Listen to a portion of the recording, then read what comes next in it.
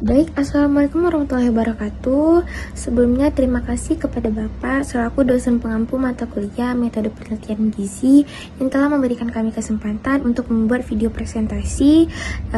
Sebelumnya izinkan saya memperkenalkan diri. Perkenalkan, nama saya Siti Ali Umairah dengan NIM 24059020200070.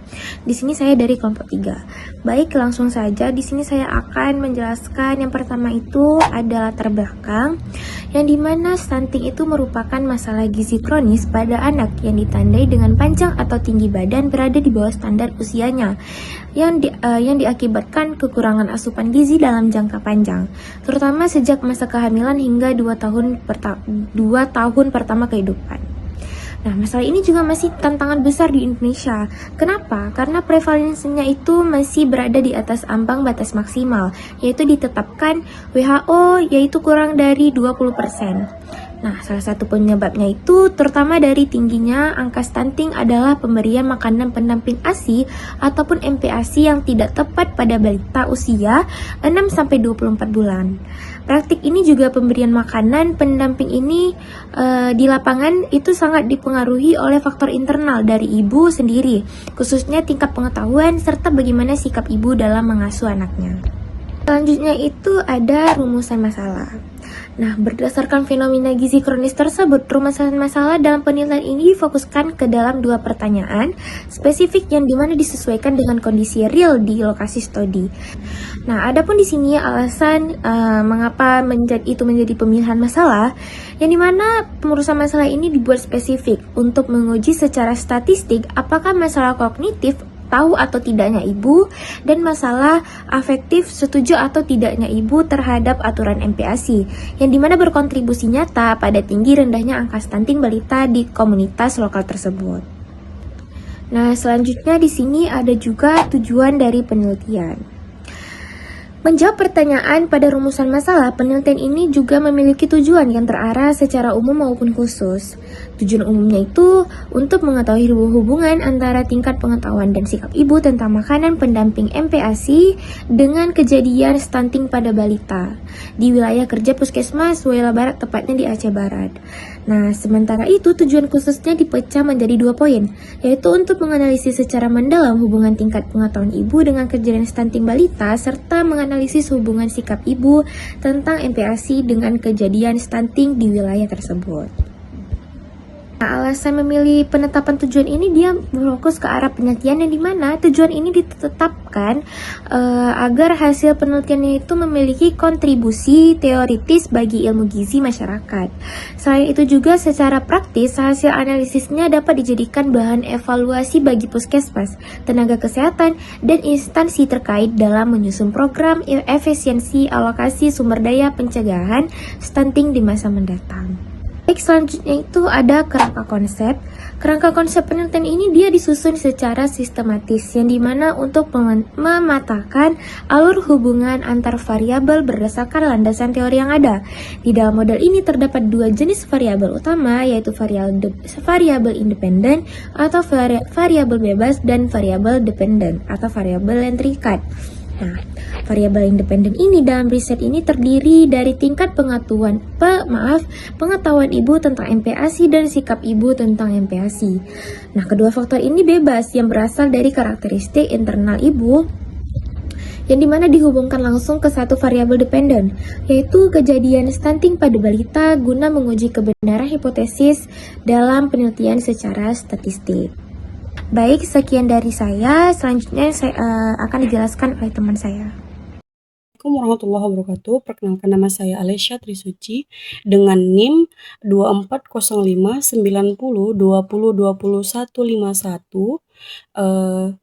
Di sini saya akan menjelaskan tentang slide selanjutnya, yaitu hipotesis, di mana pada penelitian ini terdapat 2 hipotesis, yaitu hipotesis 0 dan hipotesis alternatif, di mana hipotesis 0 menyatakan bahwa tidak terdapat hubungan antara pengetahuan ibu dengan kejadian stunting.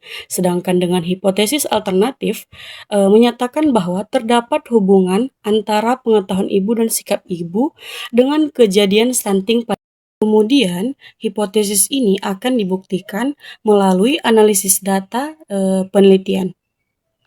Selanjutnya yaitu desain penelitian, di mana penelitian ini merupakan penelitian observasional analitik dengan desain cross-seksional. Artinya di mana data yang dikumpulkan hanya satu kali dengan waktu yang sama, di mana tujuannya adalah untuk mengetahui hubungan antara pengetahuan dengan sikap ibu terhadap kejadian stunting pada balita. Selanjutnya ada populasi dan sampel. Populasi pada penelitian ini adalah seluruh ibu yang mempunyai balita di Kecamatan Waila Barat. Adapun kriteria inklusi dalam penelitian ini yaitu ibu yang memiliki balita kemudian bersedia menjadi responden. Assalamualaikum warahmatullahi wabarakatuh. Perkenalkan, nama saya Nesa Syafriani. Di sini saya akan menjelaskan variabel dan definisi operasional. Nah, pada penelitian kami ini variabelnya yaitu ada independen, dependen, dan co-founding. Nah, pada penelitian ini variabel independennya yaitu adalah tingkat pengetahuan ibu tentang MPASI dan sikap ibu tentang MPASI. Nah, kedua variabel ini kami pilih karena kami ingin mengetahui apakah ada hubungan antara pengetahuan dan sikap ibu mengenai pemberian MPASI berhubungan dengan kejadian stunting pada balita di Kecamatan Waila Barat. Nah, pengetahuan diukur menggunakan kuesioner benar dan salah, sedangkan sikap diukur menggunakan kuesioner atau skala ukur. Nah, selanjutnya itu ada variabel dependen, di mana variabel dependennya adalah kejadian stunting pada balita usia 6-59 bulan.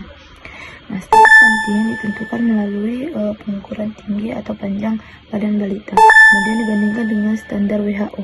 Jika nilai tinggi badan per umur atau panjang badan per umur kurang dari min 2 SD, maka balita dikategorikan stunting. Selanjutnya itu ada variabel confounding. Nah, selain itu, penelitian kami juga memperhatikan variabel pengganggu, yaitu usia ibu, pelintas pendidikan ibu, dan penyakit infeksi selama kehamilan. Karena faktor-faktor tersebut juga dapat mempengaruhi kejadian stunting sehingga perlu dikendalikan dalam penelitian. Baik, selanjutnya itu ada pengumpulan dan analisis data. Mana pengumpulan data pada penelitian kami ini dilakukan dengan menggunakan data primer dan data sekunder. Nah, mana data primernya itu diperoleh melalui pengukuran langsung tinggi atau panjang badan balita itu menggunakan infantometer atau stadiometer untuk menentukan status stunting. Nah, selain itu dilakukanlah wawancara kepada ibu menggunakan kuesioner untuk mengukur tinggi pengetahuan dan sikap ibu tentang MPASI, serta mengumpulkan data usia, balita, dan pendidikan ibu. Nah, di mana data sekundernya itu diperoleh dari Puskesmas Waila Barat, berupa jumlah balita, profil puskesmas, serta laporan program gizi dan data stunting di wilayah penelitian. Nah, mana prosedur pengumpulan data dilakukan dalam 3 tahap, yaitu persiapan dengan mengurus izin penelitian dan menyiapkan instrumen.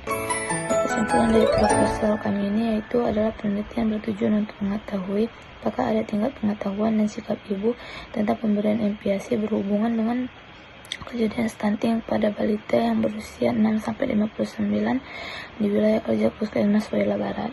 Nah, hasil penelitian nantinya diharapkan menjadi besar dan meningkatkan edukasi kepada ibu mengenai pemberian MPASI yang tepat sebagai upaya pencegahan stunting, sekaligus menjadi masukan bagi tenaga kesehatan dan puskesmas dalam penyusunan program penanggulangan stunting. Sekian, Assalamualaikum warahmatullahi wabarakatuh.